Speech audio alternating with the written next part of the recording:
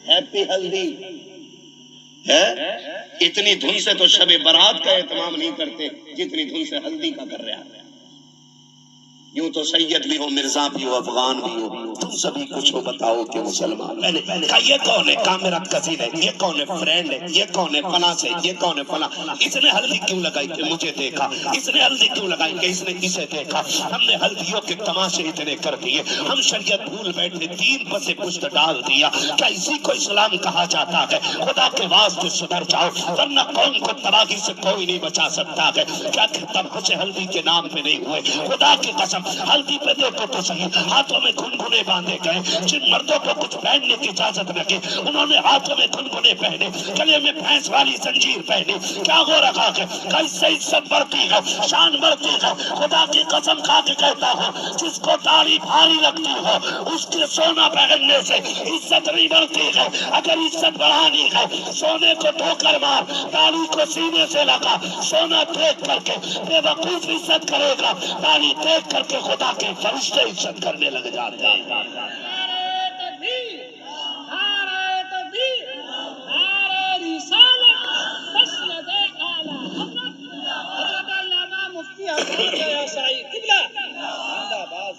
سمجھ رہے میری بات؟ ہلدی کرو گے سے بند کرو ہلدی سلدی، جتنی تو نے لگائی ہے اتنے میں 4 لوگوں کا کھانا بن جاتا۔ کیا طریقے یہ؟ اسلام نے 5 وقت وضو کا طریقہ دیا تھا۔ تجھے وہ دیکھے منہ نہیں نکھارا جا رہا، ہلدی لگا کے پیلا ہو رہا ہے، ہلدی لگا کے۔ اور کم لڑکیاں نہیں، ابا دے رہا 15,000 لے بیوٹی پارلر چلی جا۔ کہاں؟ بیوٹی پارلر ابا بھیج رہا ہے، ابا۔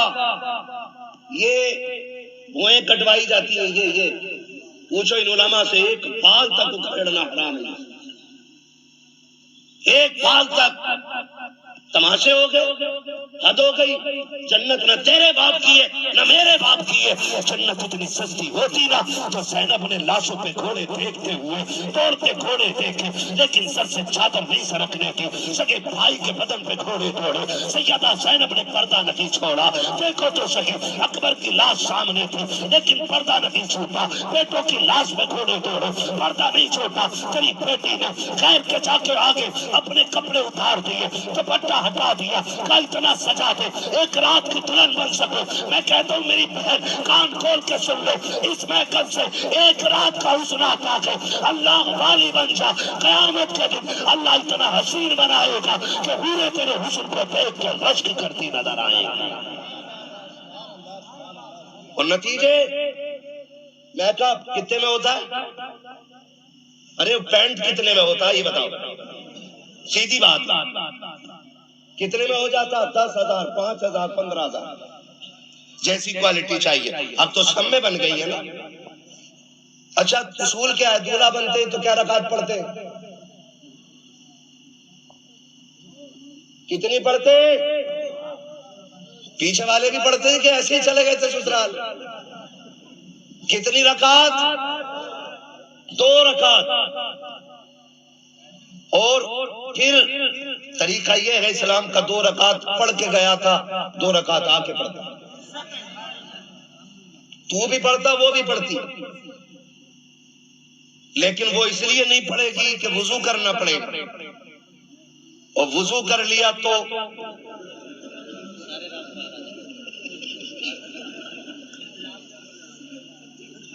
مسئلہ پٹی چھٹ جائے گی۔ بچہ کہہ رہا اگر وضو کر لیا تو پٹی چھٹ جائے گی، یہ راز سارے ہی جانتا۔ ہاں اب نقصان جانتے ہو؟ جب پہلی رات دیکھا تھا تو لگ رہی تھی پری کی بچی، اگلے دن جب دیکھا نا تو لگ رہی تھی چڑیل کی بچی۔ اس کے نقصان آپ جانتے ہیں؟ انسان کی نظر میں جو چہرہ سما جاتا پھر اس کو اسی چہرے سے محبت ہوتی ہے، اگر وہ بدل جائے تو محبت کم ہو جاتی ہے۔ یہی وجہ ہے جو طلاق کثرت سے ہو رہے ہیں۔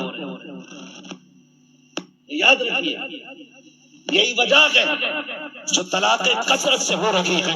اے میری بیٹی خاتون جنت کے در کی کنیز کہلانے والی، ذرا سوچ تو سکی، تجھے رب نے باحیا بنایا تھا. تیری گود میں صلاح الدین آیا، تیری گود میں خالد بن ولید آئے، تیری گود میں عمر ابن خطاب آئے، تیری گود میں ابو بکر صدیق آئے. تو نبی تو نہ بن سکی، لیکن نبیوں کو جنم دینے کا شرف تجھے دیا گیا ہے. تو نبی تو نہ بن سکی، لیکن نبیوں کو تو نے گود میں لے کے لوریاں دی ہے.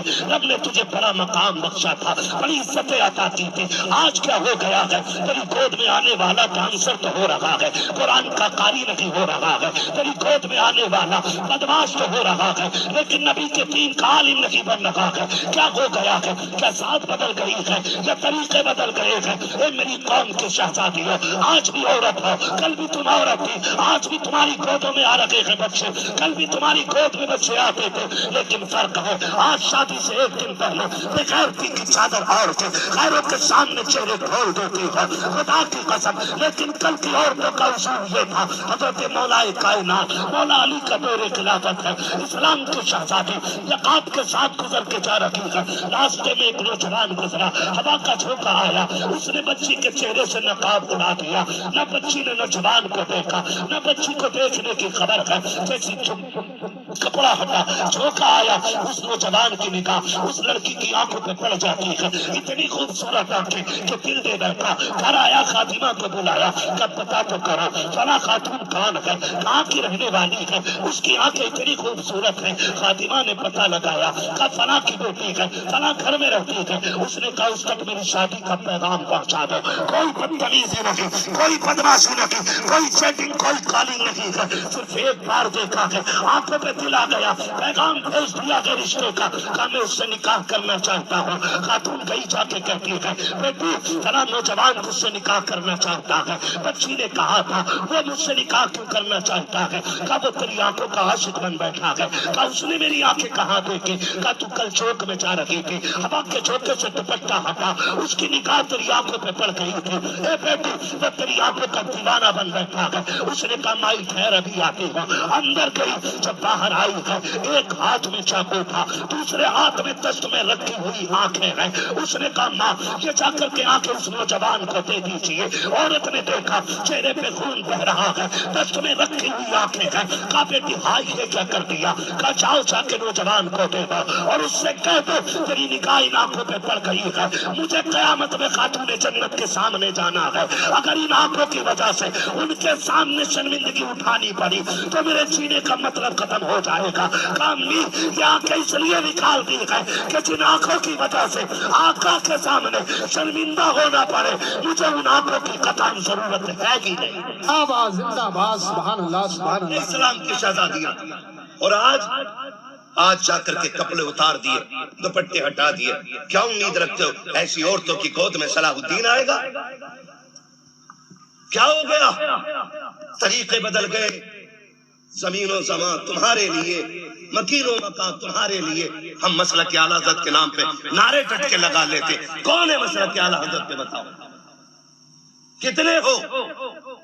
ان کی زندگی ہم دیکھیں اور پھر اپنی زندگی دیکھیں. کوشش کریں اللہ ہمیں اعلیٰ حضرت کے طریقے میں چلائے.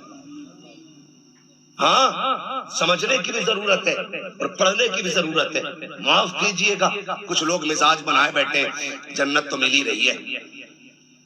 امام غزالی جیسا صوفی جس کی آج تحریر پڑھو تو لگتا ہے دل سینہ چیر کے باہر آ جائے گا. مکاشفۃ القلوب پڑھنے بیٹھ جاؤ تو رونگتا رونگتا کھڑا ہوتا ہے. جس کی تحریر میں اتنا اثر ہے اس کی ذات میں کتنا اثر ہوگا. لیکن جانتے انہوں نے کیا کہا تھا؟ کہتے ایک فکر چین سے سونے نہیں دیتی. کون سی فکر؟ کہا کہ یہ ڈر لگا رہتا ہے پتہ نہیں ایمان پہ موت آئے گی کہ نہیں. ہے کوئی ذمہ داری؟ ہے کوئی گارنٹی؟ امام غزالی جیسی شخصیت کہتی ہے کہ ڈر لگتا ہے پتہ نہیں ایمان پہ موت آئے گی کہ نہیں آئے گی. کہتے ہیں کاش کوئی یہ خوشخبری دے دے کہ جہنم میں جسے سب سے آخر میں نکالا جائے گا اور نکال کے جنت میں ڈالا جائے گا غزالی وہ تو ہوگا. کہتے ہیں خدا کی قسم ہنستے ہنستے زندگی گزار رہے ہیں. نہ ہم غزالی ہیں نہ ہم صوفی ہیں، صحیح سے پکے مسلمان بھی ہم نہیں ہیں، اور بے فکری اتنی کہ ڈر کوئی نہیں ہے. کھل کے گناہ چل رہے ہیں. ڈٹ کے چیلنج کے ساتھ، حضور نکاح تمہاری سنت ہے، ڈانس ضرور کریں گے، ڈی جے ضرور بجائیں گے، بتاؤ قوم کا بیڑا غرق ہونے کو ہے اور میری قوم کے غیرتوں کو ڈی جے بجانے سے فرصت نہیں۔ میں انہیں غیرت مند کہتا ہی نہیں جو بیٹے کے نکاح پہ، بھائی کے نکاح پہ، اپنے نکاح پہ ڈی جے بجائے۔ غیرت کیوں نہیں آتی ہے؟ نکاح کرتے وقت جو حضور کی یاد کیوں نہیں آئی؟ مجھے بتایا جائے۔ اور یہ ڈی جے بڑھیے تمہارے یہاں بھی ہوتی ہے، وہ عورتیں جن کے بال سفید ہو جاتے ہیں، اگر ڈھولک نہ آوے نا 7 دن پہلے تو کہہ رہی لگی نہ رہے اب بیاہ ہوئے اللہ کا،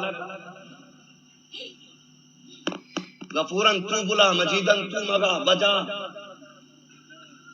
اس کے پیر قبر میں لٹک گئے اور اسے بنا ڈھولک کے موج ہی نہیں آ رہی، 3 بجے کھیلے لے کے لوٹ رہی ہے ڈھولک میں سے، اور اس سے عشاء کی پڑھنے کہتے تو کہتا گھٹنے کام نہ کرتے،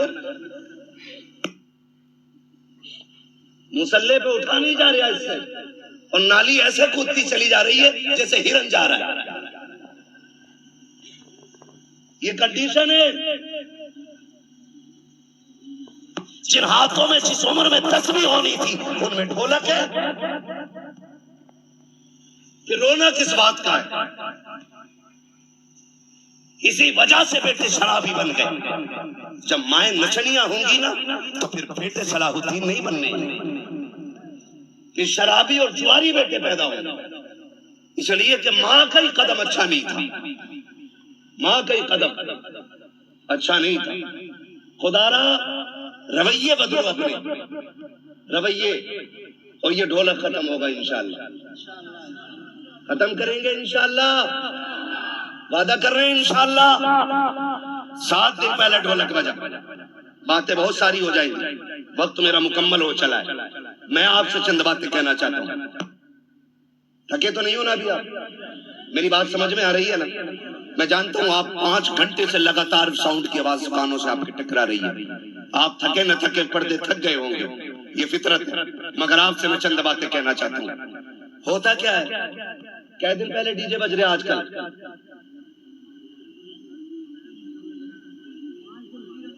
5 دن تو چل ہی رہے ہیں، کیونکہ پنجتن کے ماننے والے جو ہیں پہلے، اچھا ڈی جے کی کوئی تخصیص ہے کہ بیٹے میں بجے گا یا بیٹی میں؟ اب تو ہو رہا ہے کہ نہیں؟ کوئی ایسا بھائی ہے جسے بہن پیاری نہ ہو؟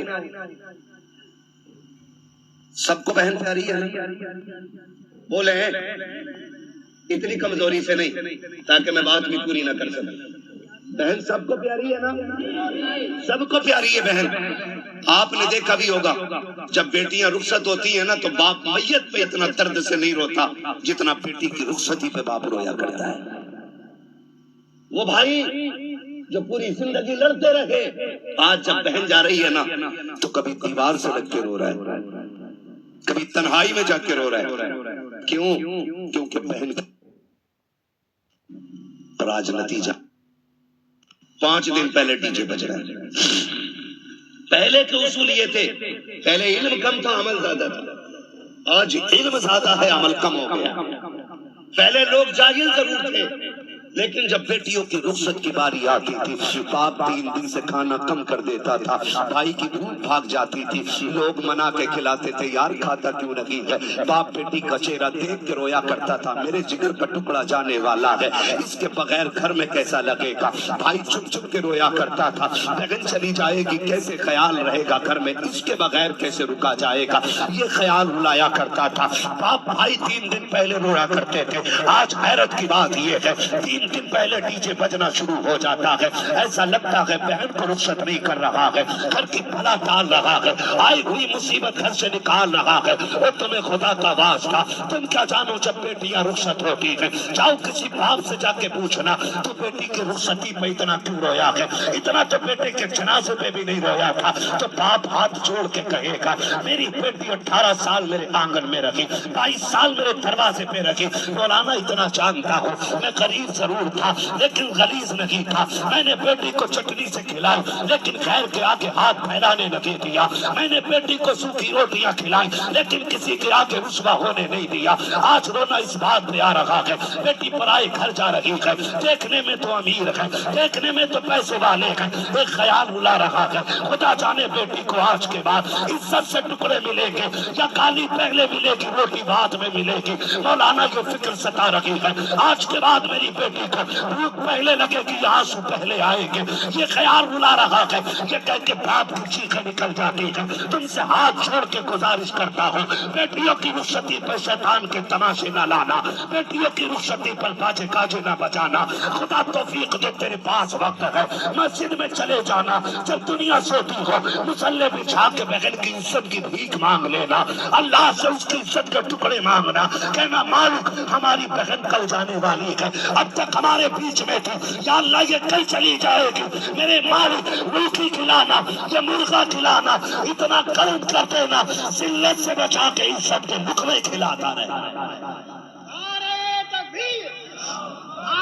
تکبیر, نعرہ رسالت, بس لگے اعلیٰ حضرت حضرت علامہ مفتی حماد رضا صاحب قبلہ زندہ باد زندہ باد. توجہ ہے سارے لوگوں, بند کریں گے انشاءاللہ, سارے وعدہ کرو انشاءاللہ.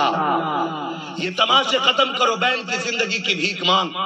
ہم نے بڑے بڑے امیر گھر کی بہو کو طلاق ہوتے دیکھ لی, ہم نے دیکھا ہے پیسے والوں کو ہنسی نہیں آتی ہے, ہنستے دل والے لوگ ہیں. ہنسنے کے لیے پیسہ شرط نہیں, ہنسنے کے لیے دل شرط ہے, اور دل وہی زندہ ہوتا ہے جو نبی کے طریقے پہ ہوتا ہے. ہر دل زندہ بولے, ہر دل زندہ نہیں ہوتا ہے. خدارا بھیک مانگ بیٹی کی زندگی کی, کہہ رب سے اللہ میری بہن کو عزت دینا, ورنہ جانتے ہو ایک بات, کئی بار نہ ہمارے غلط فیصلے بیٹیوں کی زندگی کو تباہ کر دیتے ہیں, لیکن بیٹیاں خدا ان بیٹیوں کو سلامت رکھے. محبوب کے صدقے میں بڑی دولت مل گئی, جتنا بھی ستم ہو جائے کبھی سسرال کے تانے باپ کو آ کے نہیں بتاتی, اور ہم اسی خوش فہمی میں رہتے ہیں ہماری بہن تو اچھی رہ رہی ہے, ہماری بیٹی تو سکھ میں رہ رہی ہے. نہ, اس کے دل میں جھانک کے دیکھ کتنے زخم بنے ہوئے ہیں. رشتے کیا کرو نا تو پیسے والا دیکھ کے نہیں, دین والا دیکھ کے رشتے کیا کرو. کیسا دین والا. بہن کی رخصتی تھی 3 دن بعد اور تماشے چلتے رہے, بھائی ناچتا رہا, باپ کہتا رہا یار لڑکے تو ہیں, ان کے بھی تو دل ہیں. 3 دن تک تماشے ہوتے رہے, لیکن جب رخصتی کی باری آئی نا جہیز سجایا گیا, چند بڑیاں جو ڈھولک میں سب سے آگے تھی آگے بڑھی, انہوں نے کہا پگلیو بیڈ بھی لگا دیا, پلیٹ بھی لگا دی, قرآن کدھر ہے؟ آج قرآن یاد آ رہا ہے. کہا کیوں؟ کہا الماری پہ سب سے اوپر قرآن رکھا جائے.